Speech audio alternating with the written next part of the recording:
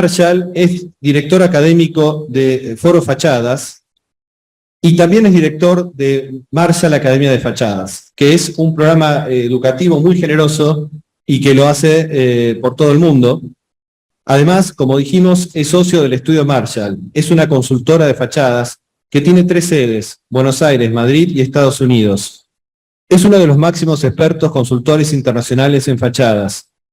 Su conferencia es Conclusiones y Perspectivas. Bill, todo tuyo. Gracias. ¿Se escucha bien? Sí.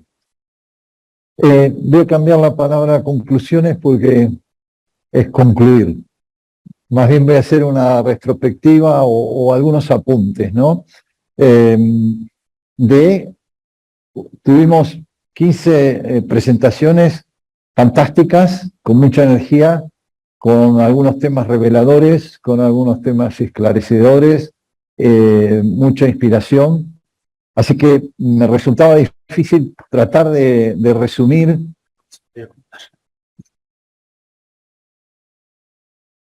¿Ahí se escucha mejor? Sí. Voy a tratar de resumir de cada presentación 3 o 4 apuntes que me resonaron, que me parecieron importantes desde mi punto de vista, que, bueno, acumulo bastante juventud en el tema de las fachadas. Comenzando primero por la presentación de Javier. Me encantó, mostró una fachada hecha con paneles de hormigón y se jugó a proponerle al cliente que aceptara las roturas. Me parece una postura realmente notable esto, de decir, bueno, aceptemos lo que la naturaleza nos imprime en nuestra fachada, en nuestra arquitectura. Después, me encantó la frase, no la conocía, la aprendí hoy. Yo aprendí muchas cosas hoy, tengo que confesarlo. Esta de base por altura por billete me pareció buenísima. Pero ahí la conocían. Me parece digno de resaltar en la presentación de Javier el proyecto, lástima que no está acá, de Juan de la Barrera, cómo se paró él frente a los árboles, qué transición hacían los árboles entre la ciudad y su fachada. Me pareció muy bueno eso, muy resaltable. Otro concepto que me pareció muy bueno cuando mostró el Museo de Cuernavaca y dijo, las ventanas son una pausa. Nunca lo había visto así yo, el concepto de que cuando uno está, claro, depende de la situación, pero cuando uno está en un museo viendo obras de arte, en un momento dado necesita una pausa y conectarse con la naturaleza. Y el proyecto de él son pausas las ventanas. Si lo vuelven a mirar van a ver que son pausas. Y por último, me pareció lo más resaltable de toda la charla, que hago trampa porque yo ya lo conocía esto, inclusive Javier tiene un libro sobre esto, el tema de las fachadas en planta baja, que me sigue pareciendo algo singular y que poca gente lo visualiza de esa manera, que una cosa es lo que está a nivel de lo que uno puede tocar, vivir, entrar, salir, regar, ensuciar, hacer un montón de cosas, y otra cosa es lo que se ve arriba, las fachadas monumentales, etcétera, ¿no? La presentación que siguió fue la de los Arditi, que estuvo solo Jorge. Me pareció muy interesante la fachada de la iglesia en el Triángulo de Pedregal, que generaba un espacio bastante etéreo, una fachada más la luz natural. Mucho uso de la doble fachada, me pareció sorprendente, destacable y curioso, y me gustaría seguir la conversación con él, porque no es una solución de fachada propia de climas mexicanos. Entonces, sería interesante que estuviera acá para avanzar un poco en ese tema. La doble fachada es más propia de climas más fríos, ¿no? Se puede usar en un proyecto o en otro, pero él lo mostró en muchos proyectos, esto de la doble fachada. Otra frase que me encantó y que se la voy a robar es que al que modula Dios lo ayuda. Está muy buena, va un poco en contra del arte, pero es una verdad. Hay otras. Luego, en el museo me sorprendió este Museo de Memoria y Tolerancia, que ganó 48 premios, y lo dijo como quien dice, ah, sí, se hizo de noche. Y siguió. 48 premios es muchísimo. No sé si se equivocó, no sé, no se embaucó, no sé, se lo voy a volver a preguntar esto. 48 premios es una locura. Después, el tema de la introducción de las terrazas en las oficinas, lo comparto 100%. De hecho, nosotros hicimos un proyecto con Mariano Fronel, que presentó desde París, y ganamos un premio por la integración de terrazas para las oficinas. Repitió muchas veces explícitamente, muchas veces implícitamente la importancia que le dan a la ventilación natural. Me parece muy destacable esto. Y por último, me parece un disparador, no una conclusión, esto de que la función sigue la forma, ¿no? La historia era la forma sigue la función es la forma, y yo aprendí ahora que hay una nueva que es la forma sigue el material. Y me remito a la presentación anterior de César. El material permite formas que otros materiales no lo permitirían o costarían mucho. Luego seguimos con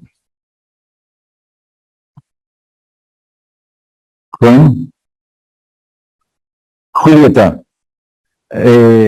La presentación de Julieta me pareció buenísima, me pareció adecuadísima para este foro, donde habló de este tema del cambio de piel. Mencionó que el muro cortina tiene más de 70 años, en realidad tiene más de 105 años. Casi todos coincidimos en que el primer muro cortina es el edificio Hariri en San Francisco, y que es del año 1918. O sea, son 35 años más todavía que lo que dijo Julieta. Muy interesante y educativos, y gráfico y sintético, cómo describió los factores que afectan, o que impulsan, mejor dicho, el cambio de una fachada, el cambio de una piel de un edificio. Habló de el cambio de materiales y el cambio de geometrías. Gracias a que hay nuevos materiales, las fachadas viejas se les puede cambiar la geometría. O, dicho de otro modo, mostró un edificio que tenía unas ventanas, y con los nuevos vidrios que hay, pudo poner unas ventanas, y manteniendo los mismos parámetros térmicos y funcionales y ópticos. Es interesante capturar ese concepto a la hora de diseñar. Después habló qué cosas hacen que uno pretenda cambiar la piel de un edificio. Me parece interesante, y sobre todo para los arquitectos que están buscando trabajo, se lo pueden generar evaluando esto y presentándosele a los propietarios, diciéndole, mirá qué bueno la oportunidad que tenés de mejorar tal o cual cosa. Y yo le corrijo el título, y ya hace muchos años que aprendí que la fachada no es la piel del edificio, sino que es la ropa del edificio. Y esto, la presentación de Julieta me lo confirma, y después lo hablábamos y me decía, tenés razón, le voy a cambiar el título para las próximas. Porque uno se cambia la ropa, la piel no la podés cambiar. Lamentablemente, con la que naciste, se cambia sola, ¿no? Pero uno no puede hacer mucho.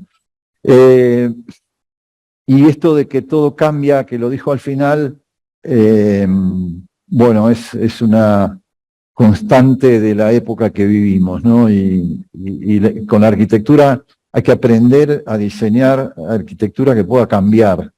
Después vino Mariano, con algunos problemas técnicos tuvimos de comunicación, pero me pareció una presentación de muchísimo nivel intelectual, conceptual, técnico, disparador de muchas cosas.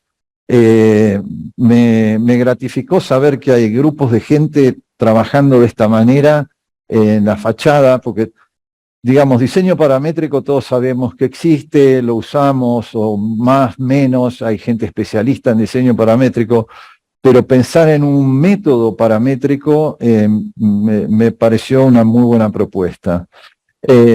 Arrancó hablando de que llegaron las noticias de que el calentamiento global no va a parar hasta dentro de 500 años, me pareció un poco inquietante el dato. Después, bueno, habló de la arquitectura digital y de este tema. Me pareció, del tema del método paramétrico, me pareció un hallazgo, no sé si la conocían la palabra, esto de edificios energívoros. Me parece una palabra muy, muy explicativa, ¿no? Creo que tienen un nombre las palabras que significan, que ya en la letra está el significado. Y la verdad que me acordaba de muchas ciudades de Estados Unidos que están llenas de edificios energívoros. Se apagó. ¿Yo la apagué? Ah, bueno, lo de la metodología paramétrica fue para mí lo más importante. Después vino la presentación de Martín Ferreira, que confieso que me arriesgué un poco y fue para mí un desafío invitarlo. Es un hombre que jamás había hablado ante una audiencia, es un instalador, es un tipo al cual yo acostumbro a verlo subido a un andamio a 50 pisos de altura y demás, pero lo he visto trabajar con tanto profesionalismo y con tanto cuidado y con tanta preocupación por hacer las cosas bien y con ingeniería propia. Un montador de obra que tenga ingeniería es poco común, con lo cual dije, me parece muy bueno mostrarle a la audiencia este grupo de gente. Y él, para cómo está con intenciones de internacionalizarse. Bueno, resalto el profesionalismo y este afán de capacitarse permanentemente. Estoy seguro que me está escuchando porque dijo, lo voy a ver todo el Congreso. Me pareció importante que este sector se preocupe por el tema normativa y por aplicar y por, no tengo normativa, entonces me voy a Perú a conseguirme que me homologuen según la normativa peruana. Y también me pareció importante, viniendo de él, un concepto que me parece que todos lo tenemos que tener, y yo lo repito en las conferencias, que es el partnering, el asociarse con ingeniería, el asociarse con el consultor de fachadas, con el de estructuras, con el de sanitarios, con el industrial, con el proveedor, con el cliente mismo.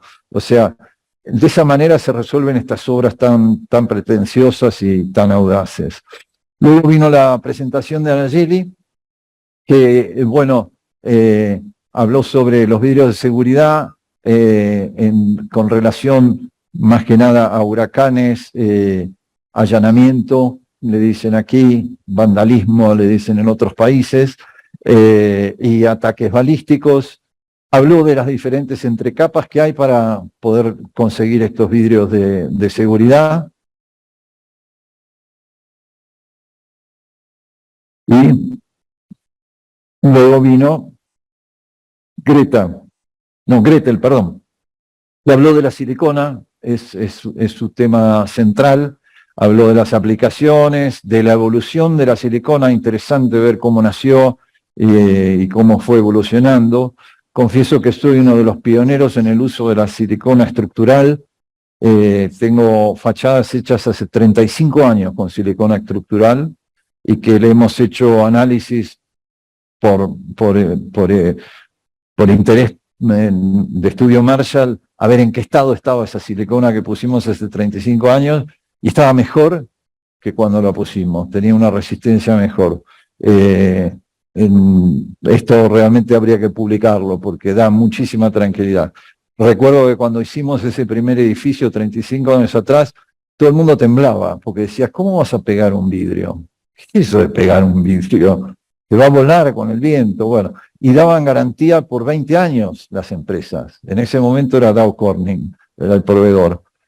Y todos decían, ¿y qué? ¿Y el año 21 se me caen todos los vidrios? Por eso, cuando cumplió 21 años el edificio que hice, dije, vamos a hacer un análisis a ver cómo está. Y estaba bárbaro. Luego vino Gustavo Carmona.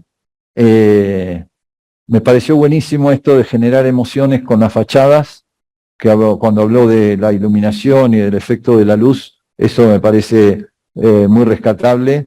Luego, otro concepto muy bueno que dijo es que la fachada es una negociación. Nunca hubiera usado esa palabra, pero me llama la atención y me parece buena, entre el exterior y el interior. Me pareció destacable esto de que de un material pesado hizo una fachada liviana. Porque uno, cuando empieza a diseñar una fachada y quiere elegir un material, dice, bueno, quiero que tenga una imagen liviana, entonces busca la textil de César o busca el vidrio que sea espejado, y esto de buscar la manera de, con un mismo material, buscar otro efecto está muy bueno. Y su máximo moto fue que las fachadas son un elemento de expresión. Con respecto a eso, yo creo que he sobrevivido 50 años como consultor de fachadas gracias a eso, a que vivimos en una época barroca y es más importante la imagen que el contenido, ¿no? Luego vino Carlos, que habló de la importancia de las fachadas y mostró el proyecto del Contact Center y el de la T4, donde me pareció había mucho para hablar ahí. No, lamentablemente no tenía más tiempo él, pero la T4 tiene unas fachadas que nunca las vi antes de la T4 ni después, donde están tensadas, él no lo dijo, pero no sé si quedó claro, están tensadas por el techo. Han bajado el techo, engancharon los cables esos que se veían y los soltaron. Y el techo subió y ahí se quedó y está tensando la fachada. Yo lo vi y estaba en la foto, se veían en cada de estas trusses que él usó la palabra, que son como cerchas verticales en cables. Había un gato eléctrico, 14 cerchas, 14 gatos, todos controlados con un control, y se fueron soltando de a poco. Esos gatos habían bajado el techo. Engancharon todas las cerchas y los gatos lo fueron soltando de a poco, el techo fue subiendo de a poco. Fue espectacular eso. Y ese proyecto es digno de mirar. No se lo pierdan.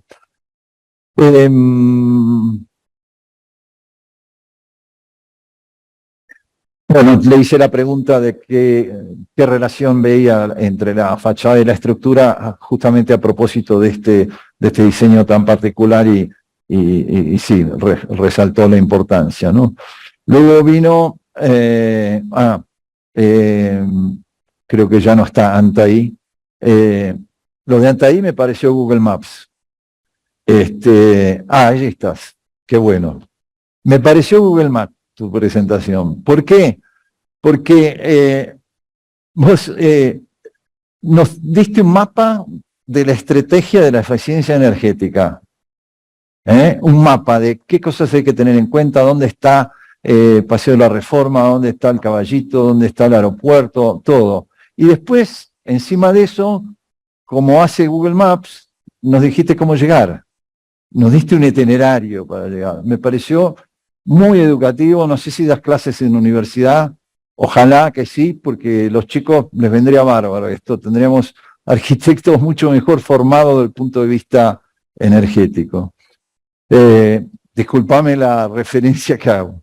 Luego vino otra brillante presentación, la de Romina. A mí me dio mucho placer que participara 3M, porque es una empresa que siempre me deslumbró la política que tienen frente a la innovación, y que desde su nacimiento, 3 tipos que ponen dinero para poder sacar un mineral para hacer un negocio, se encuentran, después que lo pagaron, se dieron cuenta que ese material no servía y decían, ¿y ahora qué hago con esto?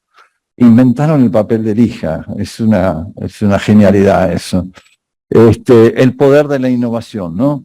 Y cómo a partir de un error surgen inventos, infinidad de inventos. El famoso PBB es un error, la penicilina es un error. Hay un montón de innovaciones que nacen a partir de errores. Es fascinante eso.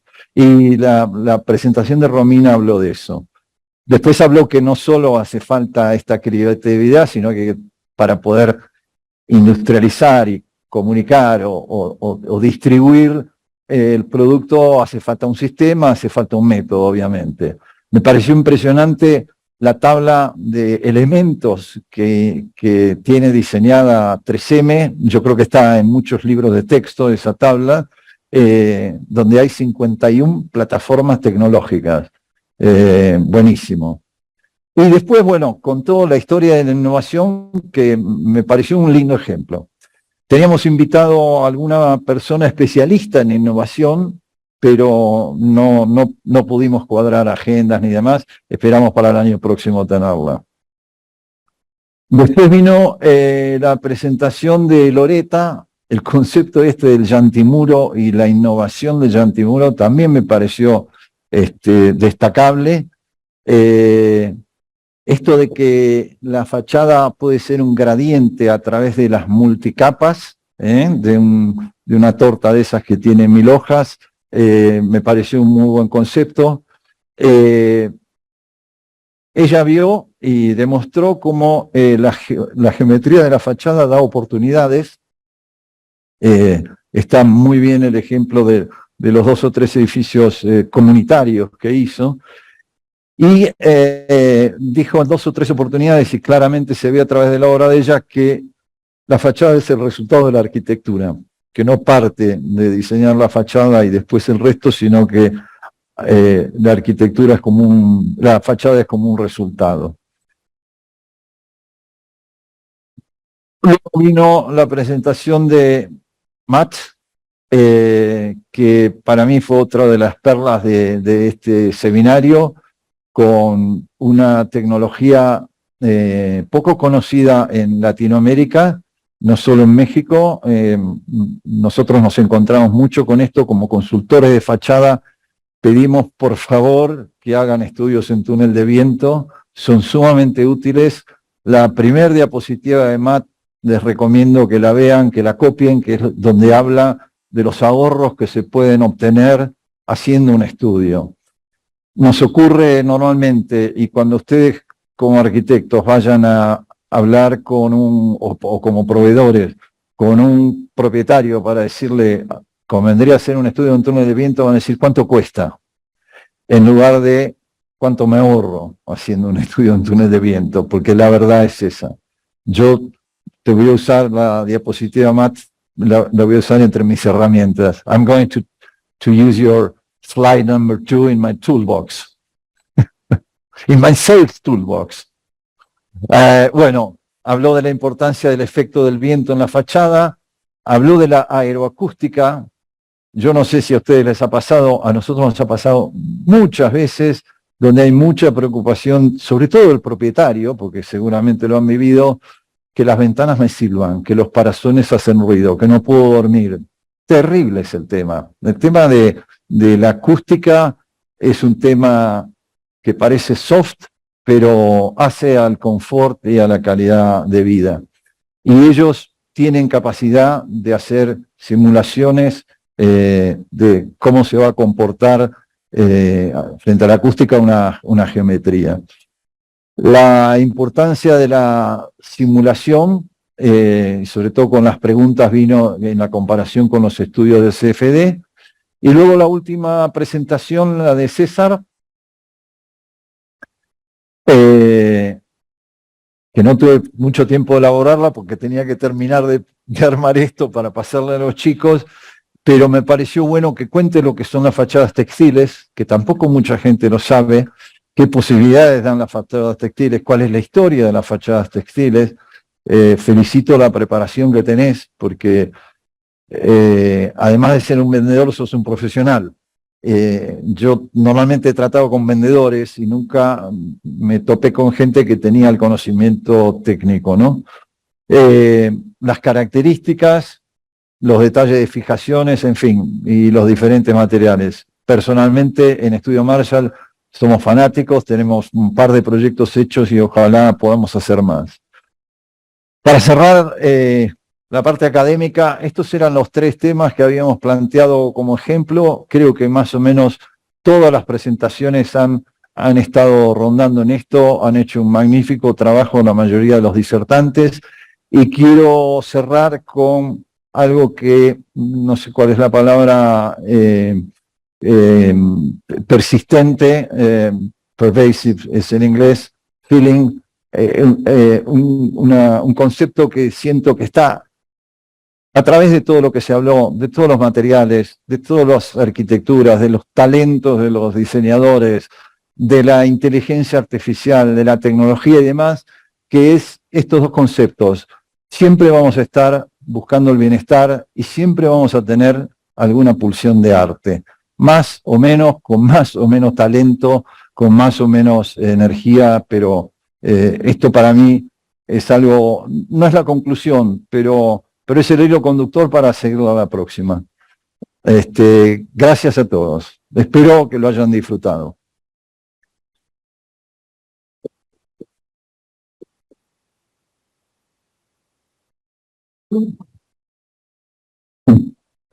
Pensamos que en este momento, ya con un clima un poco más íntimo, en vez de las preguntas de la audiencia, que agradecemos nuevamente, que pueda haber un par de preguntas o comentarios de aquí de los presentes,